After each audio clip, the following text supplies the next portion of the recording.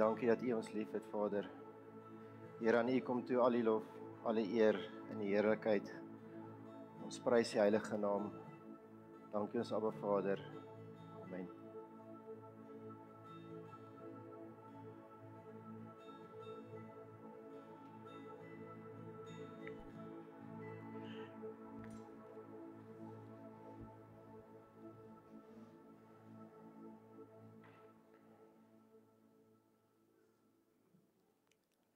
Baie dankie julle Gerard, awesome. Ek het so in die week, terwyl ek begin voorberei het ek gebid en gevra, ek hoop net die sang, die loof, die praise and worship wat ons gaan doen is 'n lekker liedjie en ek een van my gunsteling liedjies daai nommer 2, The Lord is in the house, so it was amazing, baie dankie. Wynand, ek wou eintlik al onder gestaan het. Goed, julle baie welkom. Ons is nou besig by sessie nommer 9. Die vrug van die Gees, sagmoedigheid. Hier is hy reg so. Ekskuus, ek is nie gewoond aan hierdie goeters nie. Ek gaan net so 'n bietjie stil staan in my tyd wat ek voorberei het. Het ek vir die Here gevra in die week wat verby is, wat moet ons gebruik en watter voorbeeld moet ek gee of kan ek gee vir mense om dit regtig huis toe te dryf? En ek het lank daar gebid en vir die Here gevra en daar was 'n lang stilte gewees. En tot op 'n aand dat ek in stilte tyd was en ek ervaar in die Gees en die Here sê vir my, maar sagmoedigheid verwys na die kruis toe ook.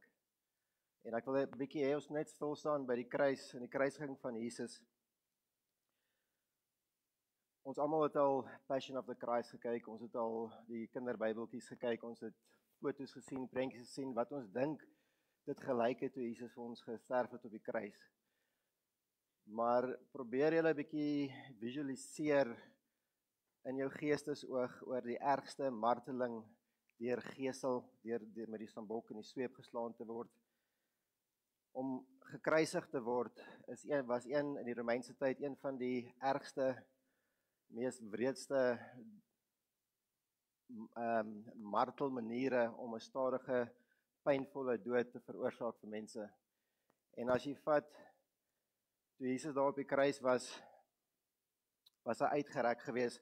Ek gaan julle 'n guns vra, vat gou jou hand so, dan buig jy gewrig na jou toe, jou vuis so basies so, en vat jy jou waar jou middelvinger is, daar op jou gewrig daar, tussen die radius en die ulna.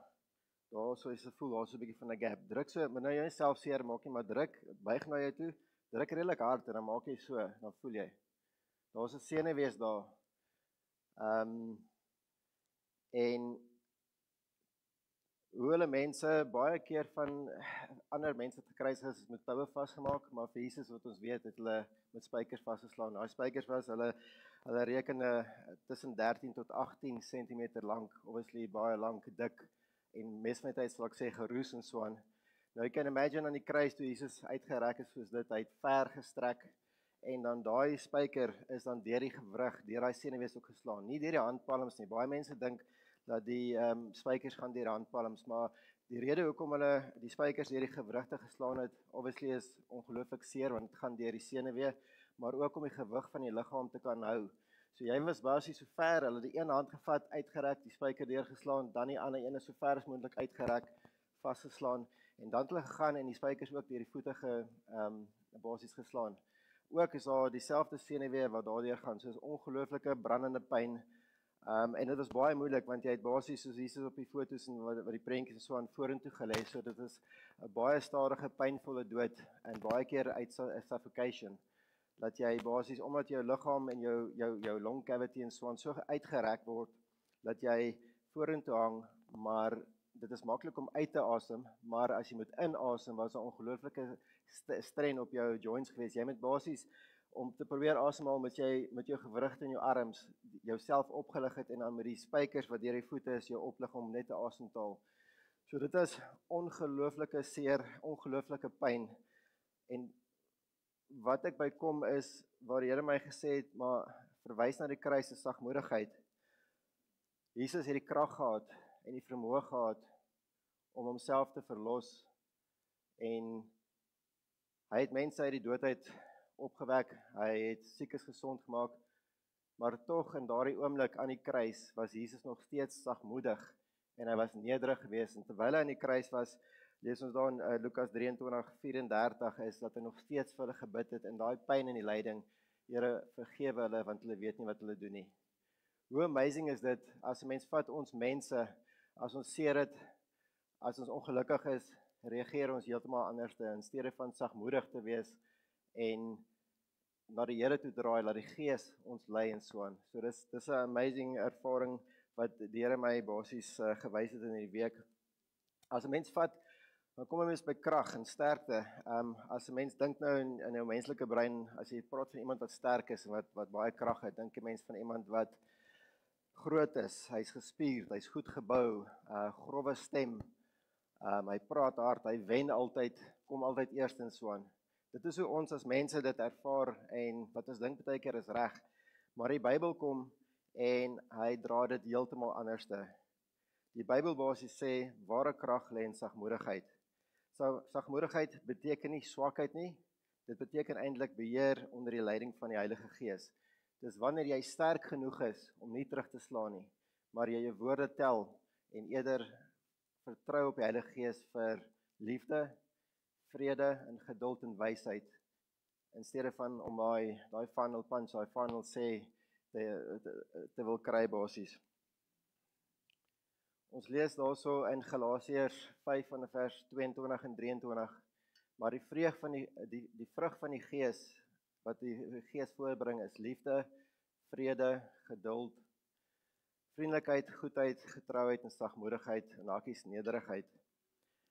'n Mens kan dit ook so sê en hoe ek het ervaar ter die week onder die leiding van die Heilige Gees, kan 'n mens sê basies onder die leiding van die Heilige Gees is dit basies soos Jesus se liefde, Jesus se vreugde, Jesus se vrede, Jesus se geduld, Jesus se vriendelikheid, Jesus se goedheid, Jesus se getrouheid en Jesus se sagmoedigheid. Hoe amazing is dit?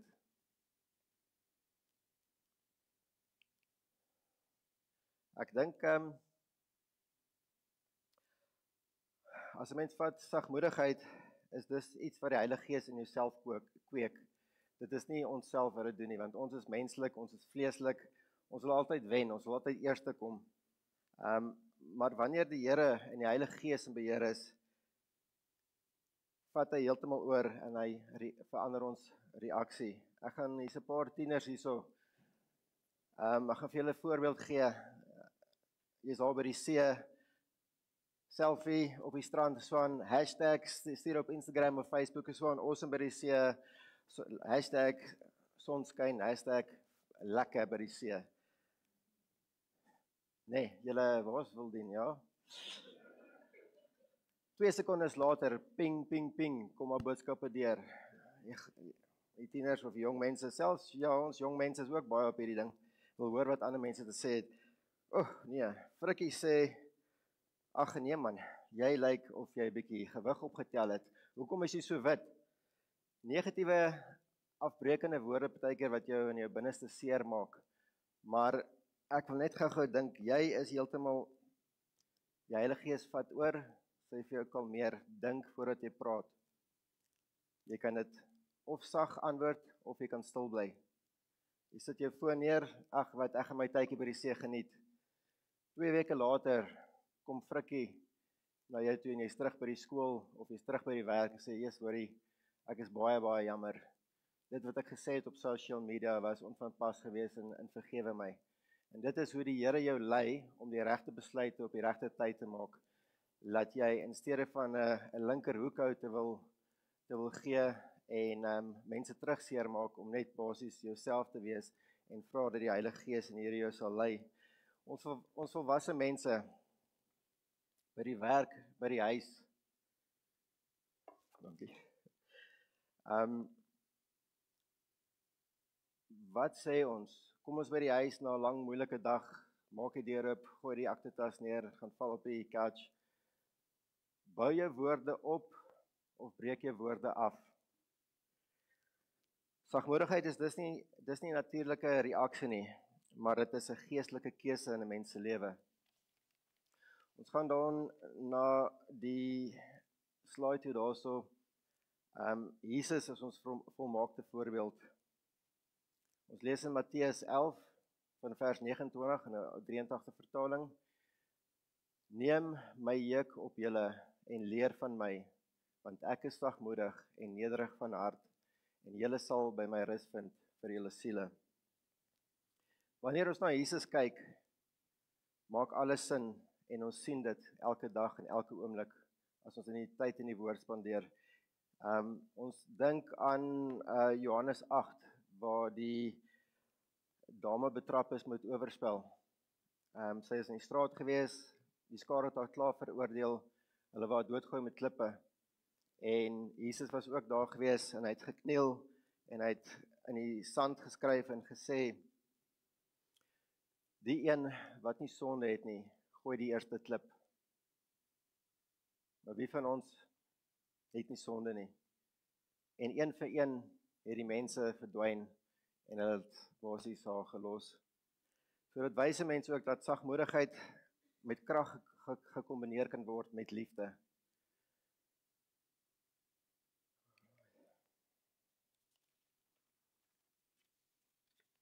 Hierdie het ek by Wynand gesteel. Ek weet hy het al 'n paar keer ook gesê, your attitude determines your altitude. As mens lees daar in Filippense 2 van vers 5, die Afrikaanse 83 vertaling, dieselfde gesindheid moet in julle wees as wat daar ook in Jesus Christus was.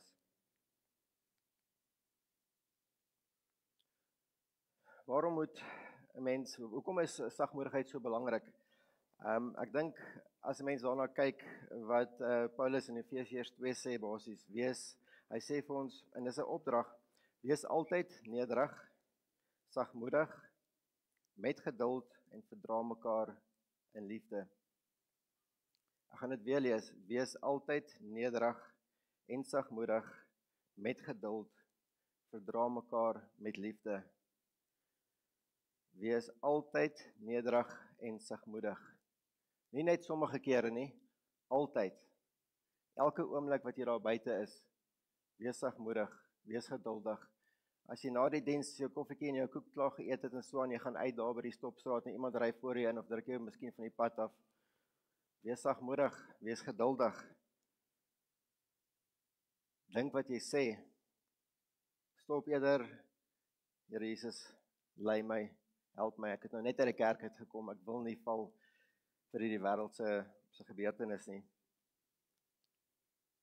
Sagmoedigheid bring vrede in verhoudings. Dit breek harde harte af. Wanneer jy sagmoedig regeer in 'n moeilike situasie, verander dit ook die atmosfeer. Ek dink baie van ons kan daaroor getuig. Hulle het hierdie gesegde in Engels, don't fight fire with fire. Tensy jy miskien 'n onbeheerde brand het en jy moet 'n backbone insit, partykeer help dit, maar in meeste gevalle gebruik water om die vuur uit te sit.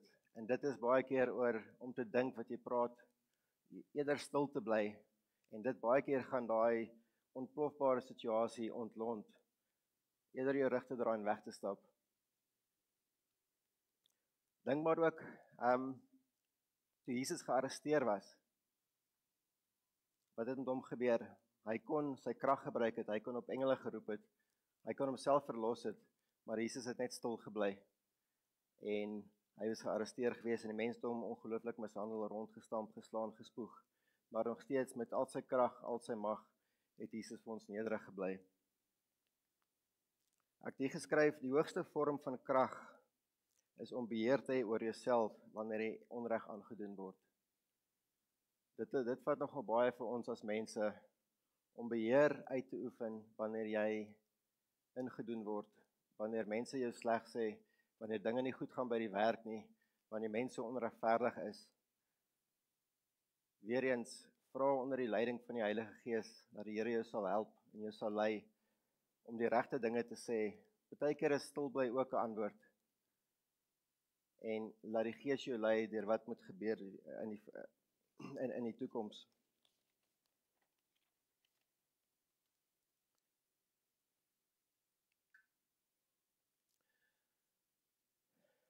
'n paar praktiese wenke wat 'n mens kan doen daar buite as 'n mens vra, maar hoe kan ek sagmoedigheid toepas? Hoe doen 'n mens dit? Eerstens is, wat ek daar gesê het, bid daagliks. Vra vir die Heilige Gees om jou te lei. Bid elke oggend. Vra Here, sit 'n wag voor my mond. Neem my denke en my dade gevangenes, dat dit wat ek sal spreek in lyn met u woord is. Dink voor jy praat. Bou my woorde op of breek dit af. Sagmoedigheid begin dikwels met 'n besluit om stil te bly of om sag te antwoord. En dan derdens, onthou vir Jesus. As ons lewe en ons beweeg en ons hou dit in gedagte onder die leiding van die Heilige Gees om altyd te dink hoe Jesus was. Elke keer as jy voel jy wil kwaad raak of terugveg, dink aan hom wat sagmoedig gebly het, selfs toe die mense hom mishandel het en sleg gepraat het van hom seer gemaak het, maar tog was Jesus genadig. Ek wil daar's weg. As mens kyk na daai prentjie van die vliegtuig daarbo en ons gaan terug na wat Wynand ook baie keer gesê het, is jou attitude determines your altitude. En as mens kyk na daai prentjie daarso, jy sien daai vliegtuig vlieg hoog, die son skyn, daar's berge, daar's bietjie sneeu op die berge, daar's wolke. Hoe jou attitude determine jou altitude. Dis nie te sê dat daar nie gaan wind van voorkom nie. Daar's nie te sê daar gaan ligtes wees en laat jy op 'n partykeer daai wat hulle sê air turbulence laat jy rondgeskit gaan word nie. Jy sal partykeer moet gaan land om te refuel en dis wanneer jy partykeer op jou laagste is. Maar weer eens met die regte attitude deur Jesus Christus, die Heilige Gees wat jou lei, kan jy weer opstyg en jy kan bo die wolke uitgaan. Daar waar dit die son mooi skyn, waar dit sag en rustig is. Jou air traffic controller, Heilige Gees, Jesus Christus, laat hy jou lei en hy sê jou stuur. Partykeer moet jy 'n kortse pad deur storms vat, maar hy gaan jou deur dit praat. Partykeer gaan jy 'n ompad moet vat. Hy gaan jou lei. Vertrou op die Here elke dag. Maak seker dat jy onder die leiding van die Heilige Gees is. En ek kom weer terug basies daarso oor bid daagliks dat die Heilige Gees jou gaan vul en jou elke dag help om met liefde en wysheid te regeer. Sagmoedigheid is nie swakheid nie, weer eens. Dit is die krag wat God vir jou gee. Dis die vermoë om te kies wanneer jy kan kwaad word of nie en om weg te stap. Dis die vermoë om genade te wys as jy weet partykeer jy is reg. Wanneer ons sagmoedig leef, wys ons die wêreld iets van Jesus se hart. Die geheim van innerlike vrede is om soos Jesus te wees. Wanneer hy in jou leef, word sagmoedigheid jou grootste krag.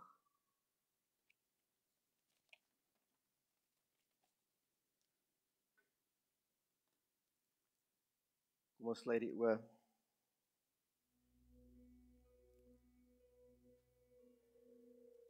Here Jesus Christus, ons almagtige Abba God en Vader. Here, dankie vir u woord. Dankie vir die grootste voorbeeld wat u vir ons gestel het deur die seun Jesus op die kruis, sagmoedig en nederig gewees het. Here, help ons dat ons altyd sagmoedig en nederig sal wees. Heilige Gees, vul ons met die liefde en die genade en die wysheid. Dankie Here vir u teenwoordigheid.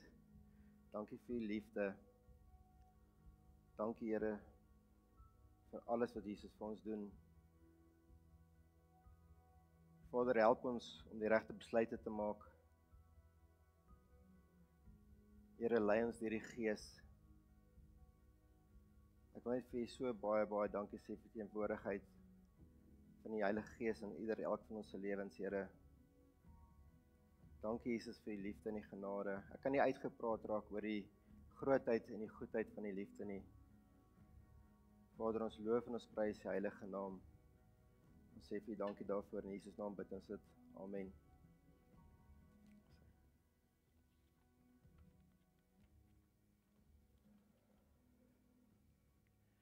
Dan sê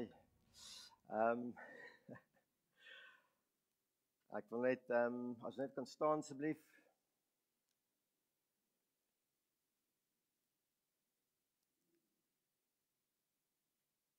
Ek glo en vertrou dat die boodskap van sagmoedigheid en die Gees op die regte grond geval het. Ek wil net julle uitstuur met vrede en seëninge in die kragtige naam van ons Here Jesus Christus en sy liefde. Dankie Jesus. Amen.